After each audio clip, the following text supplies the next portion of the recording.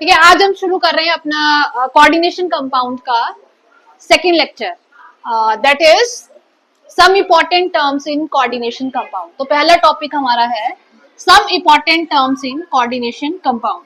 तो साथ साथ में आप लिखते जाएंगे। अब इम्पोर्टेंट टर्म्स क्या हैं, कल भी हमने डिस्कस कर लिया था। किसी भी कोऑर्डिनेशन कंपाउंड में मेनली आपकी चीजें रहती हैं। ठीक है, एक होता है स्क्वायर ब्रैकेट। ठीक है, स्क्वायर ब्रैकेट को हम क्या बोलते हैं? Yes, complex. और कॉम्प्लेक्स में क्या होता है? सेंट्रल मेटल और लिगेंड रहते हैं। और कॉम्प्लेक्स के बाहर जो आयंस रहते हैं उनको बोलते हैं काउंटर आयन। ठीक है, कॉम्प्लेक्स के बाहर जो भी आयंस होते हैं उनको क्या बोला जाता है? Counter ion. ठीक है, तो सबसे पहले हम बेसिक टर्म्स की बात करें तो इसमें सबसे पहले आता है सेंट्रल मेटल। सेंट्रल मेटल, और ये तो आप सबको पता ही है। सेंट्रल मेटल क्या होता है? कौन सी एलिमेंट, कौन से ब्लॉक का होता है? डी ब्लॉक का। ठीक है, क्योंकि इसके पास वेकेंट डी ऑर्बिटल रहते हैं, वेकेंट डी ऑर्बिटल। और सेंट्रल मेटल के वेकेंट डी ऑर्बिटल में इलेक्ट्रॉन डोनेट करता है लिगेंड। लिगेंड तो अगर इस कॉम्प्लेक्स में देखा जाए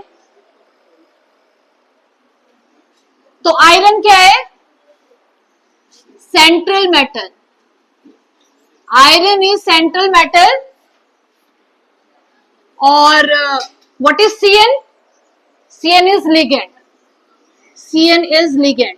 और यहां पे लिगेंड का नंबर, कितने लिगेंड्स हैं? 6 लिगेंड्स हैं। तो लिगेंड के नंबर को हम क्या बोलते हैं?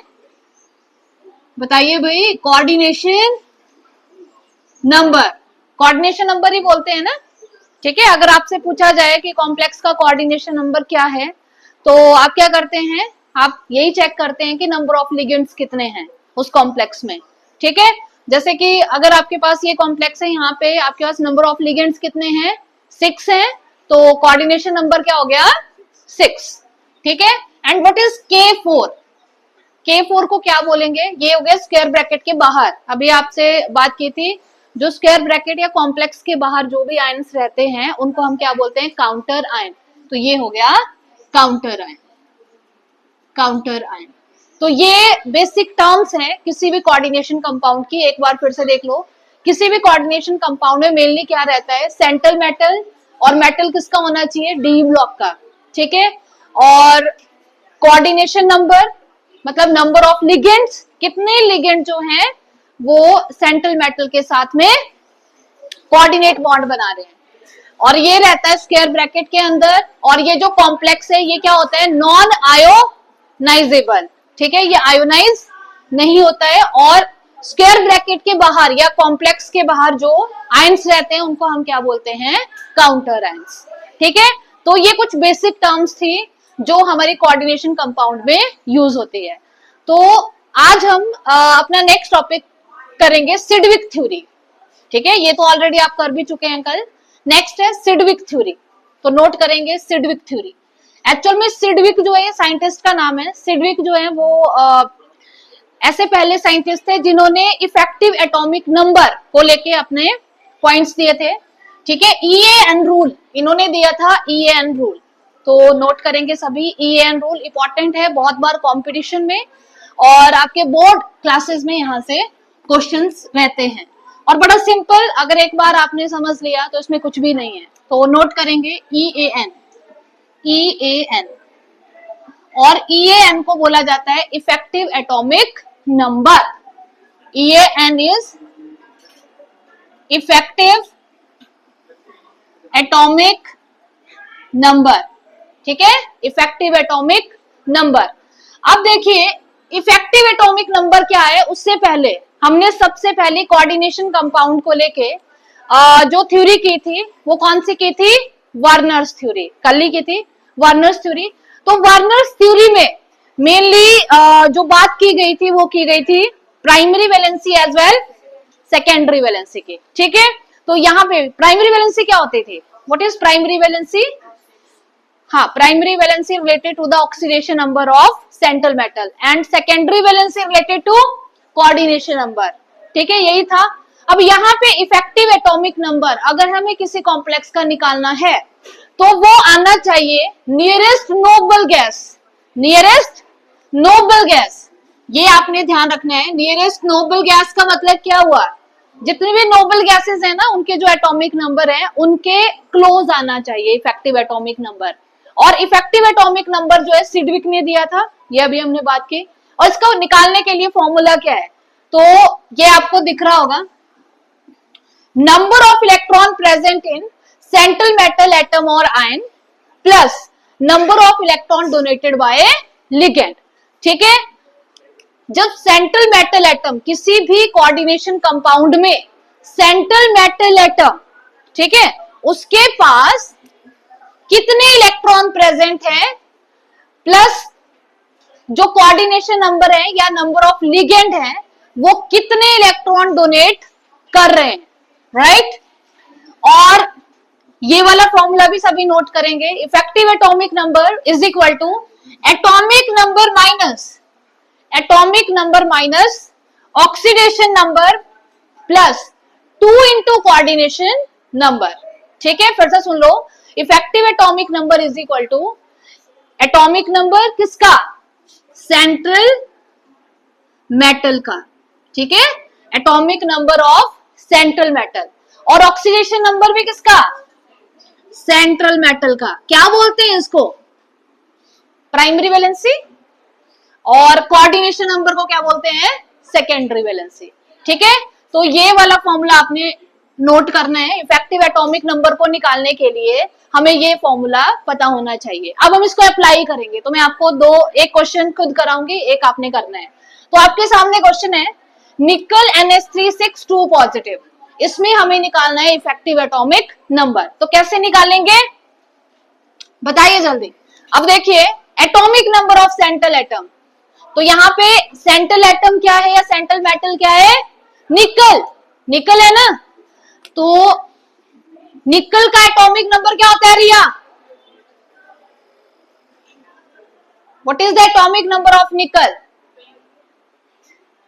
28। तो यहाँ पे 28 आ गया। ठीक है, आगे ऑक्सीडेशन नंबर निकालिए जल्दी। ऑक्सीडेशन नंबर निकालिए निकल का, X+6 न्यूट्रल लिगेंड है ये, इज इक्वल टू +2, कितना आया, +2। तो आगे क्या है, -2, है ना, यही होगा ना, -2, क्योंकि ऑक्सीडेशन नंबर को हमें माइनस करना है 28 से। आगे +2 इंटू कोऑर्डिनेशन नंबर कितना है, 6, तो 2 इंटू 6। तो कीजिए जरा इसको सॉल्व, देखिए क्या आया। तो क्या आया, 28 - 2 + 12, यही आया। तो कितना आया, 26 + 12 कितना आया, 38। ठीक है, 36 होता है नियरेस्ट नोबल। कितना होता है, मतलब नोबल गैस की अगर हम देखें ना 36 होता है, तो 38 आ रहा है। तो हमने पहले ही बोला था क्या होना चाहिए, नियरेस्ट नोबल गैस कॉन्फ़िगरेशन होना चाहिए, मतलब 36 38 ज्यादा डिफरेंस नहीं है।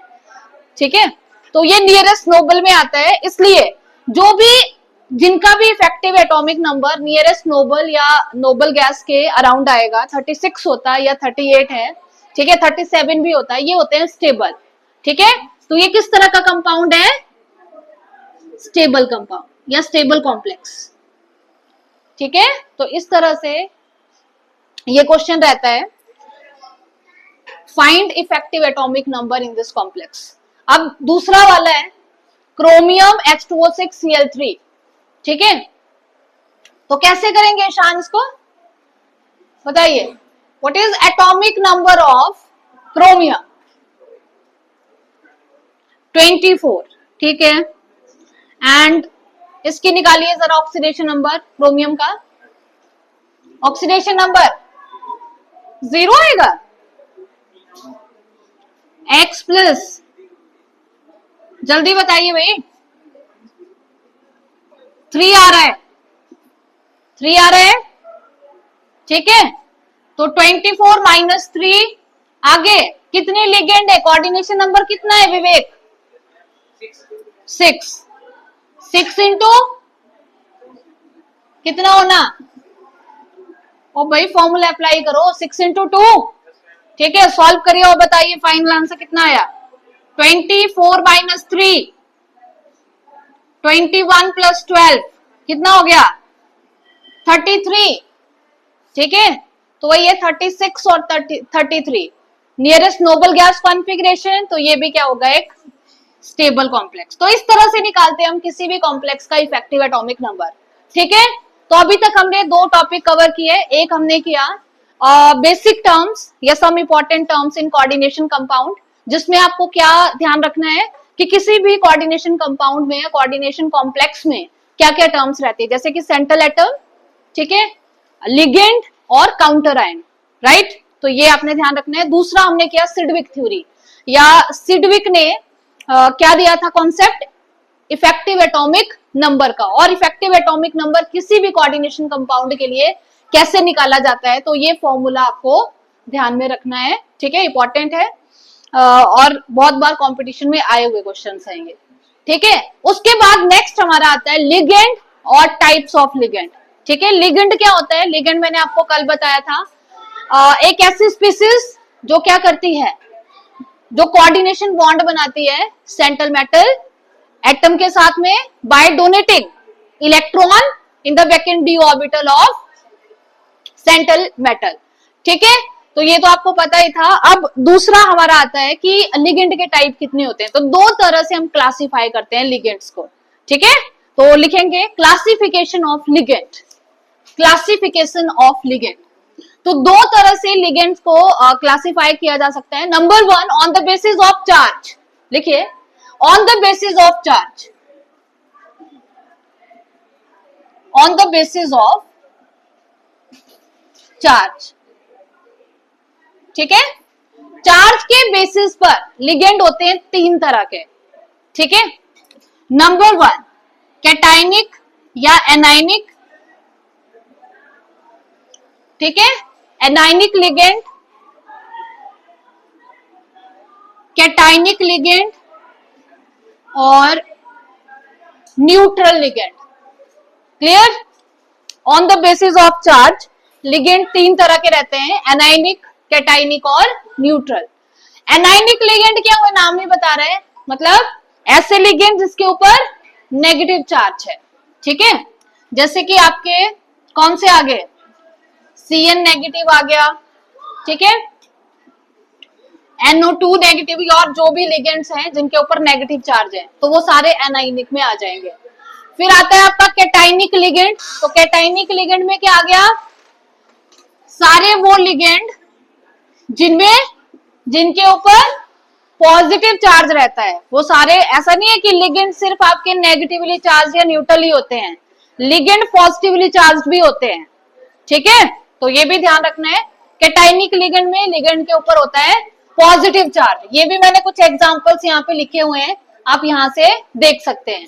ठीक है, जैसे कि यहाँ पे SCN नेगेटिव या हैलाइड्स लिख लो, बाकी और भी बहुत से एग्जांपल्स हैं एटसेट्रा। ठीक है, उसके बाद आता है न्यूट्रल लिगेंड्स। तो न्यूट्रल लिगेंड्स में क्या आ गया आपका? जैसे कि अभी आप एग्जांपल कर रहे थे जिसमें आपने क्या लिया था? Ammonia as a ligand, water.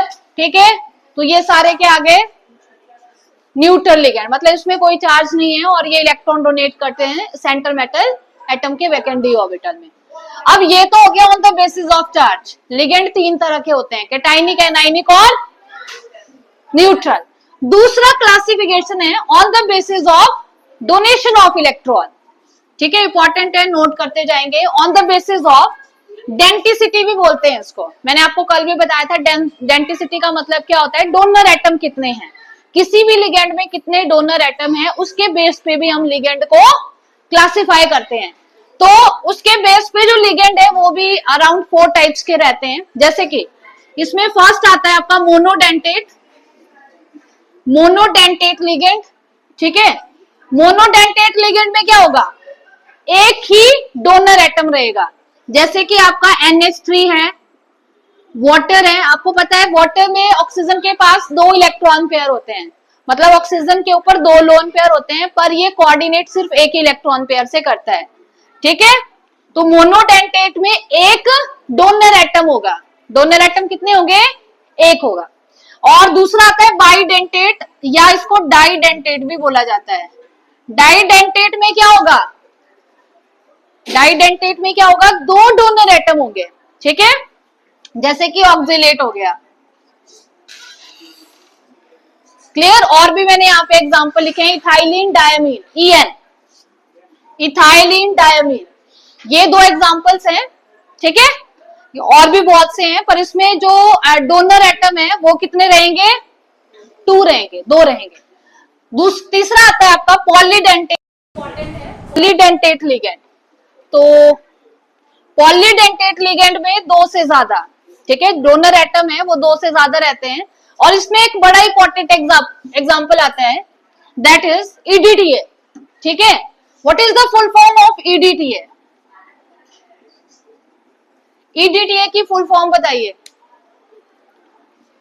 Ethylene, और ये नीट में बहुत बार आया हुआ क्वेश्चन है, इथाइलिन डायमीन टेट्रा एसीटेट।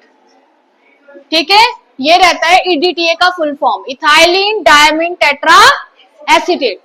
और यहां पे इसका जो फॉर्मूला रहता है वो भी आप नोट कर सकते हैं।